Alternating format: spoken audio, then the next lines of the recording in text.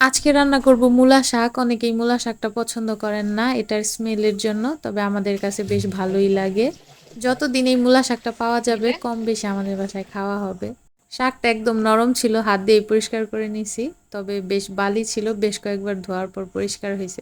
এখন হচ্ছে লবণ দিয়ে ভাপিয়ে আমি হচ্ছে রসুন পেঁয়াজ দিয়ে বাগার দিয়ে শাকটা ভাজি করে নিব। সাথে করব হচ্ছে বেগুন ভাজি। এই যে আমি শাকটার মধ্যে লবণ দিয়ে ঢেকে দিলাম সিদ্ধ হওয়ার জন্য। এখন বেগুনের মধ্যে হলুদ আর লবণ দিয়ে বেগুনটা ভালোভাবে মেখে নিব। বেগুনের মধ্যে আমি মরিচের গুঁড়া দেই নাই, আমার মেয়ে খাবে সেজন্য। যখন থেকে আমাদের রান্না করা খাবারটাই বাচ্চারা খাওয়া শুরু করছে তখন থেকে অনেক কিছুতেই মরিচ দেওয়া হয় না, ইচ্ছে থাকলেও দেওয়া যায় না, যেহেতু ওরা খাবে সেজন্য। আর তরকারিতেও ঝাল অনেক কম খাই, আগে আমরা অনেক বেশি ঝাল খাইতাম। শাক ভাজি করা শেষ, বেগুনটাও ভাজা শেষ, সাথে আমি হচ্ছে মুসুরের পাতলা ডাল রান্না করে নিছি। আলহামদুলিল্লাহ, এগুলাই ছিল আমাদের আজকের দুপুরের খাবার।